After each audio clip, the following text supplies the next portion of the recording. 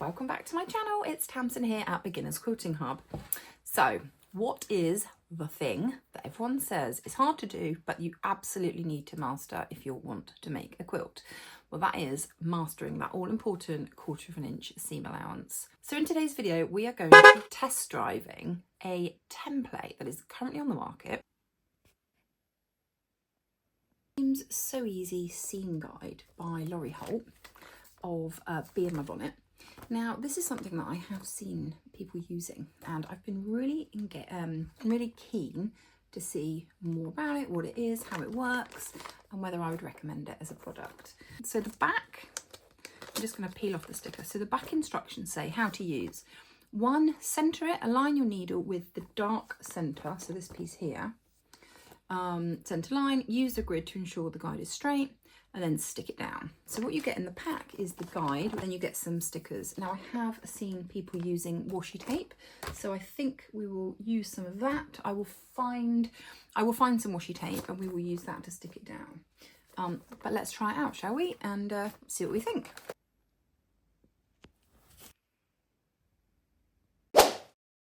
So let's get this open and have a go at setting it up.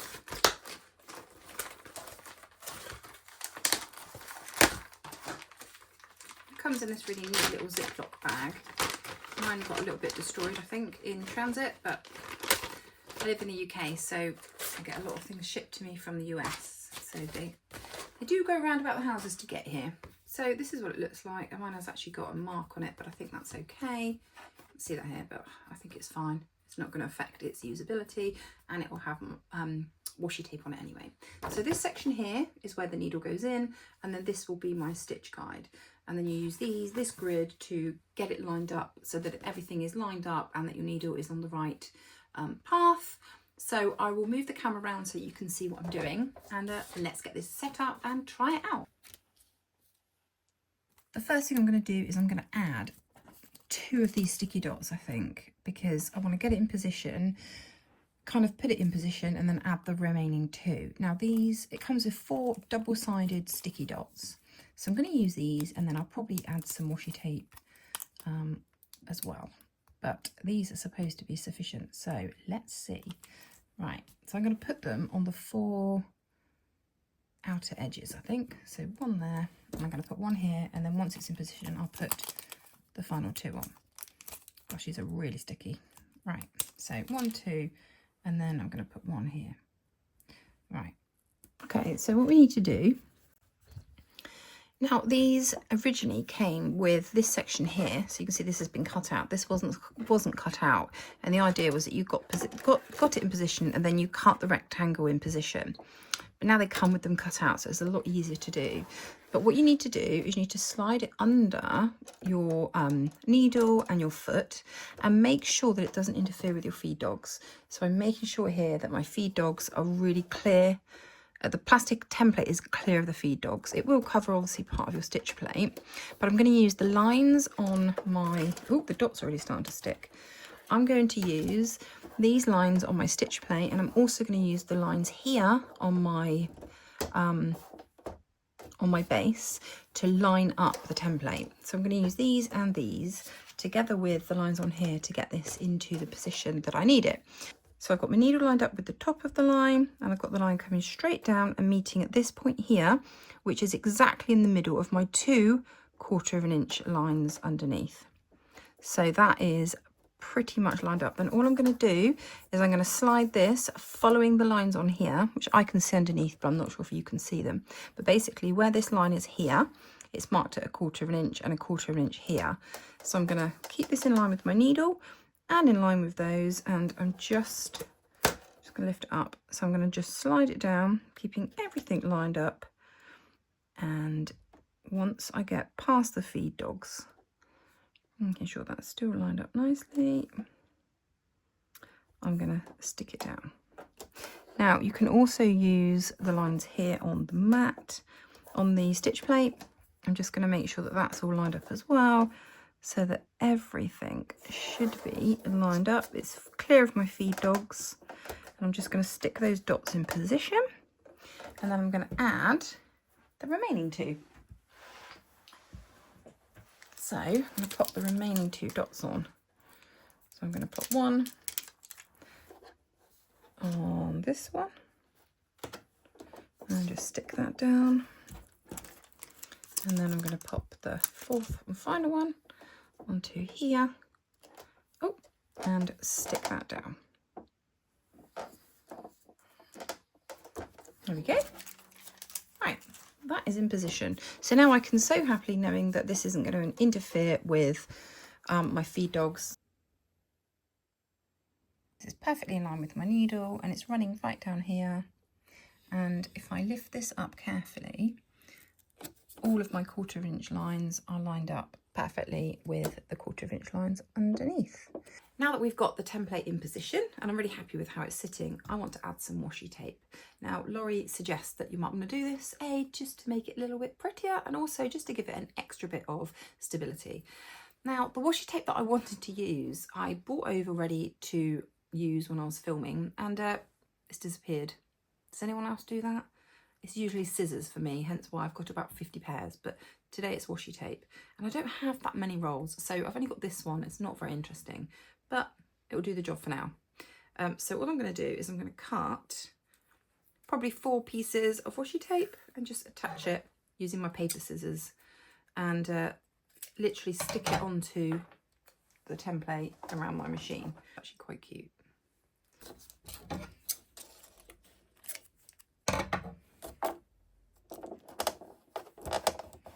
So there we go. This is not the best washi tape. I think next time I pop up to the local craft shop or quilt shop, I will see if I can pick up a really good, much stickier washi tape. But this will do for now. This will keep us going. The first thing we're going to do is we're going to try sewing a simple straight seam to join 2 scrappy squares together. And let's just sew the seam and then using the guide, and then we'll measure it and see how accurate the seam allowance is going to be. So I'm just lining up, I'm just bringing you in here, I'm lining up the edge of my fabric with the 1/4 inch seam line here. And I'm going to try and keep it as accurate and straight as I can, and let's go.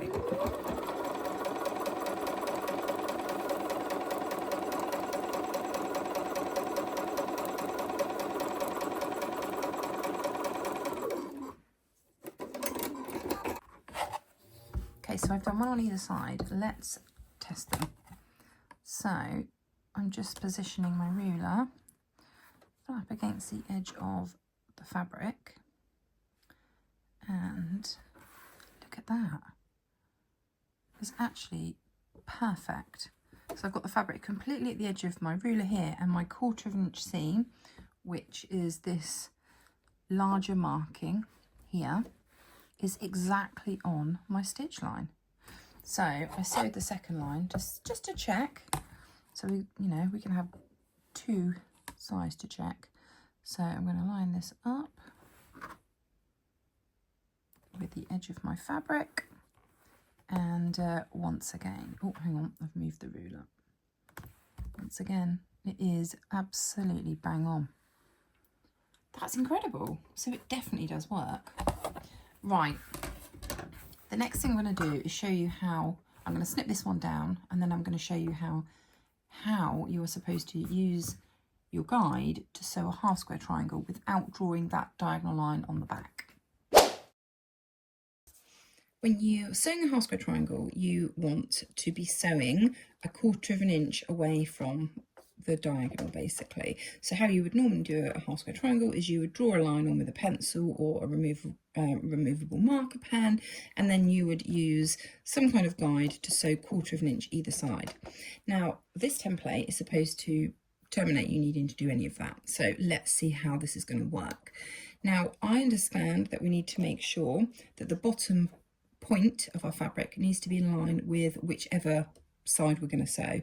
So I know that my diagonal point here needs to be sitting on this thick line here, which is the 1/4 inch seam, and I need to feed under here so that I can start stitching.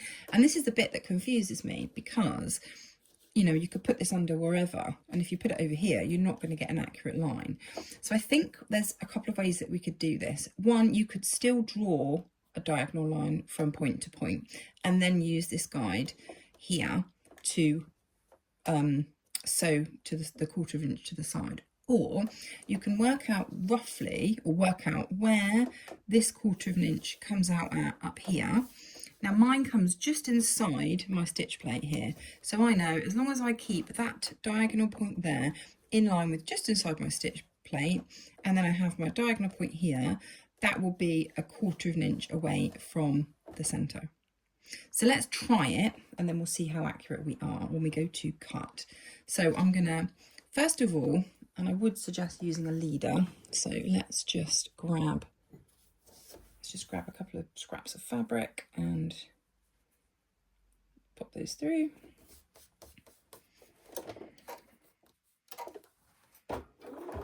Just to get us going, because we are working on diagonal points.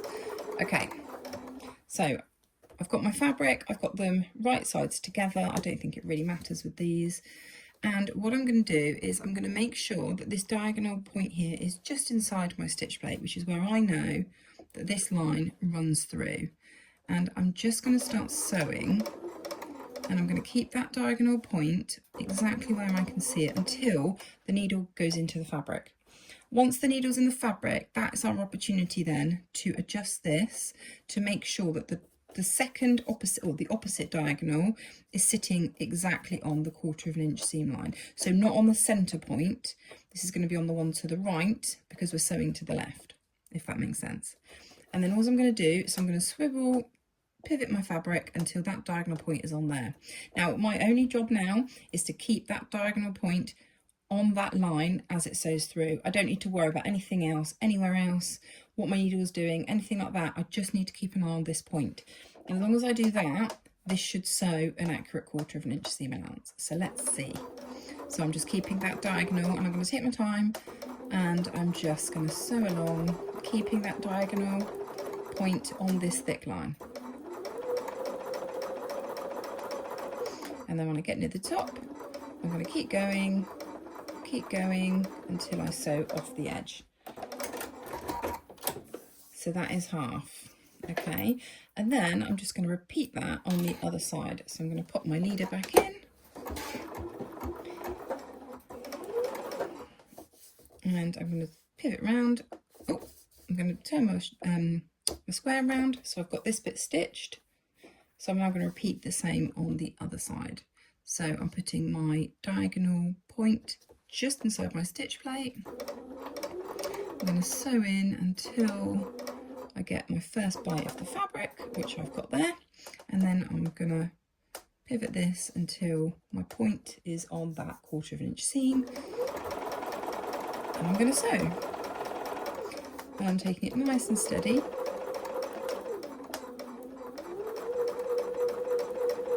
All the way off the edge of the fabric. And there we go. So there we go. So what I'm going to do now, and this is where we're going to test our accuracy, is I'm going to cut with my rotary cutter and ruler from point to point, which is how you would normally do it when you're making a half square triangle. So point to point.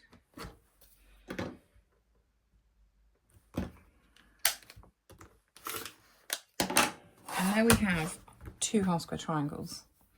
There we go. It's pretty good. So let's check whether this is accurate, and it is. So we've got a 1/4 inch from the line that I stitched to the edge of the fabric. I'm quite pleased with those. Those were very quick actually, and saved me sitting there and drawing lines on and trying to eyeball and make sure that everything's in the right position. So happy with those. The next thing we're going to have a go at is some flying geese. We are ready to have a go at flying geese. Now, for a flying geese, you need 1 rectangle and 2 squares.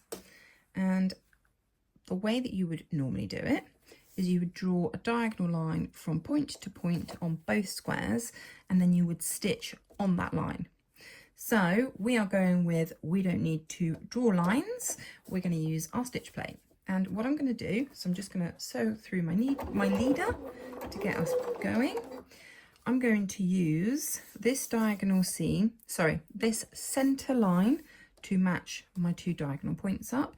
Similar thing, I'm going to, following the center line here, I'm going to feed the diagonal point up along until we're under the needle. The needle should be pretty much right in that corner until it takes a bite.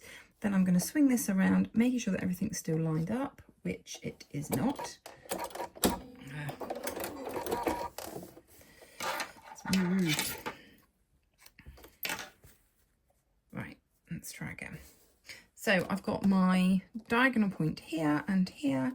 I'm going to start sewing until my needle takes a bite right out of that corner.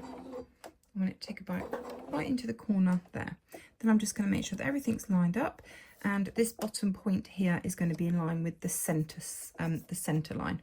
And I'm just going to sew all the way across, keeping that diagonal point once again on that line, all the way up and across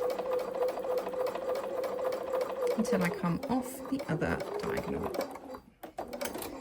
And then we can take it off. So we've got the first part of our flying geese. So if I fold this back and finger press it, it should, by rights, and it does, sit exactly on top of the other pieces of fabric. So I'm going to fold back the top piece and trim the excess fabric. Put that in my little leaders and enders pot. And that's the first part of our flying geese. Then we're going to sew the second part in exactly the same way.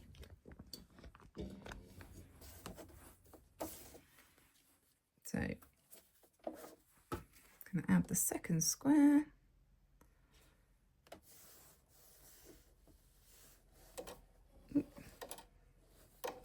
And we want to avoid starting in a corner diagonal if we can with these. So we're going to start here. I'm going to take a little bite out of the corner. Just a little nibble there. And then we can swing this round, making sure that our point is on that center line. And we're going to stitch down.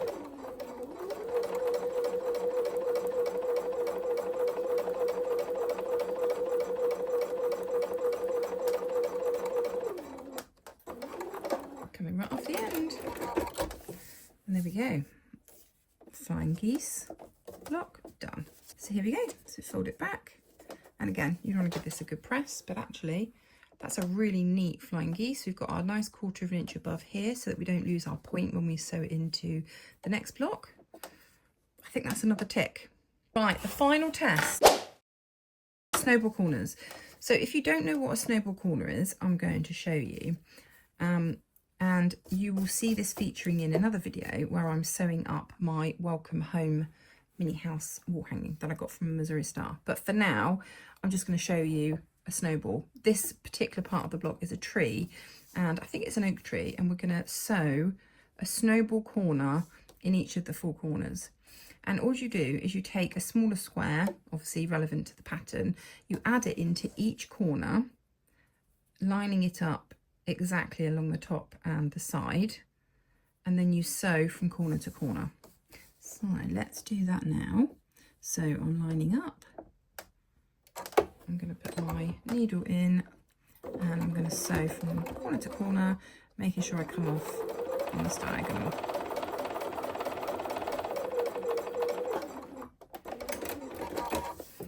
And there we go, a perfect snowball corner. So when you fold it back, it should sit exactly on top of the previous piece, forming, you know, an exact straight lines all the way around. So to do snowball corners, you just repeat on however many corners you need, and then you slice it off. So if I slice this one off with a 1/4 inch to the side of the stitch line, so I've just taken this part off here. Oh, just taken this part off here. When you fold it back, you've got a snowball corner. I think that's a tick. So we've managed to do a snowball corner, flying geese, half square triangles and straight stitches. And I think all 4 of them get a tick. Okay, so it's honest opinion time. I have to say, I'm pretty impressed. I didn't think it was going to be as accurate. I still thought there was going to be plenty of room for user error, which of course there is, but if you get to grips with it, and I think if you were doing these over and over again, you would get really quick at seeing exactly where you need to sew. I just thought I'd show you the packaging again. So it seems so easy. It's a Laurie Holt tool made by Riley Blake. So if you're looking to buy one, this is what you're searching for. The colour that I've got is in jade, but I think you can also get them in denim and probably some other colours as well. I will pop a link in the description box below if you want to go and have a look where I bought mine from, and maybe think about getting one of your own. I really hope you've enjoyed this video. I don't think any tools like this are necessary for sewing, but I think if there's ways that we can improve what we're doing that makes it more enjoyable for us and speeds things up and just improves our accuracy, that are actually quite affordable, they're worth it, aren't they? I'm really pleased with mine. I've tried various other tools and none of them have really worked, but this is really good. Let me know in the comments if you've got one of these, if you've used one before, or if maybe you're thinking of investing in one. And equally, if you've got any questions or comments, I'd love to hear them. So for now, I will say goodbye and I will see you in the next video.